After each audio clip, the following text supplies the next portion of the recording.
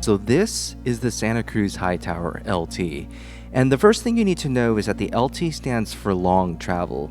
So consider this the EWS version of the standard Hightower. And while it might share the same front triangle, the LT has an all-new rear end and suspension linkage that extends the travel to a full 150 millimeters. And just like virtually all Santa Cruz models, it's available in both C and CC versions. Man, this bike is just so playful for a long travel 29er. It's hard to believe. This has got me, I'll be honest, it's making me question my short travel 29er bike right now. If I can build it as light and capable as this bike, it's got very little downside for a bike that has this much travel. Pretty phenomenal. This bike is a custom build from my friend Ken, who graciously let me borrow it for a week. It features a 2018 Fox Factory 36 fork, full SRAM Eagle XX1 with X01 cassette, carbon MV M60 wheels with MV cockpit. It also has a Fox transfer dropper post and Maxxis DHR tires, front and rear. If Santa Cruz and Gucci were to ever release a bike, it would probably look something like this. I mean, look at that stem. If it weren't attached to the bike, it'd probably fly away. Without having to mess with the shock, you pedal and the bike just kind of shoots you forward without any of that vagueness or squidgy feeling. Of course, a lot of what I'm feeling is due to the fact that this bike is just stupid light for what it is. I'm guessing this bike has a lot of anti-squat or chain growth in the initial part of the stroke, so that you get a nice firm platform when you're mashing on the pedals. Of course, the downside is that you lose a little bit of that suppleness that helps with traction on those really technical climbs. I personally didn't notice that to be an issue on this bike. I thought it climbed really well and got me up and over just about everything that I normally clean without issue. Let's talk numbers. 150 millimeters of travel front and rear, 423 millimeter reach on this size medium, 66.4 degree head tube angle, and about a 17.2 inch rear chainstay, which by all accounts are somewhat middle of the road. But out here on the trail, honestly, none of those numbers really mean anything.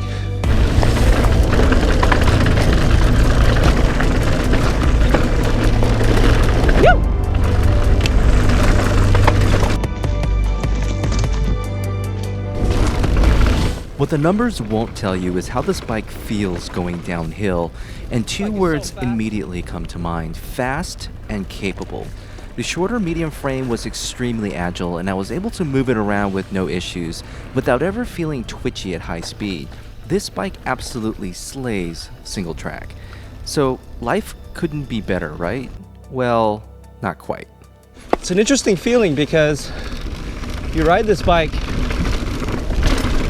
and it feels like you almost have a little bit too much air pressure in it, and you're convinced that you're riding on top of the suspension travel, and then you look down and you're actually using a lot of the suspension, which is kind of surprising. It's stiff up top so that it pedals well, but as soon as you get to the mid-stroke onward, the bike is rather plush, which some people like, and I think some people won't like, depending really what on your riding style is. I think if you're looking for a forgiving bike, you're gonna like the feel of the suspension. But I would say if you're the type of rider who loves poppy bikes, I think there are other bikes in this category that may be a little bit better suited for you. Depending on the suspension feel that you're going for, this may or may not suit you.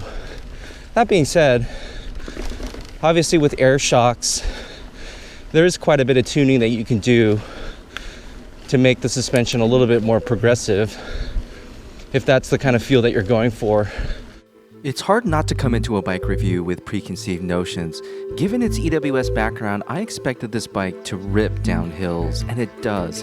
But what really surprised me is how well it performed as an all-rounder. If you were to close my eyes, I mean, I would think that I was on a 5-inch trail bike. I mean, it's hard to believe that this has 150 millimeters of travel. Again, I think if I were to sum up this bike, it's efficient when you want it to be, but it can get rowdy when you need it to be. It's pretty awesome. What a great bike. So who's this bike for? Well, here's the thing. So my mom came to me the other day asking for smartphone recommendations, and while I'm an Android guy through and through, I suggested she get an iPhone because they're high quality and I know she's going to be taken care of at the Apple Store.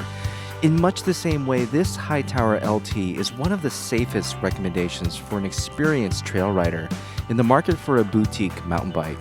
The frame is backed by a lifetime warranty by a company who's proven to stand behind their products. It's got a threaded bottom bracket, room for a water bottle inside the cage, and Santa Cruz bikes have some of the highest resale values out there. So there you have it. Hope you like this review. Don't forget to like and subscribe, and I'll see you guys on the next one.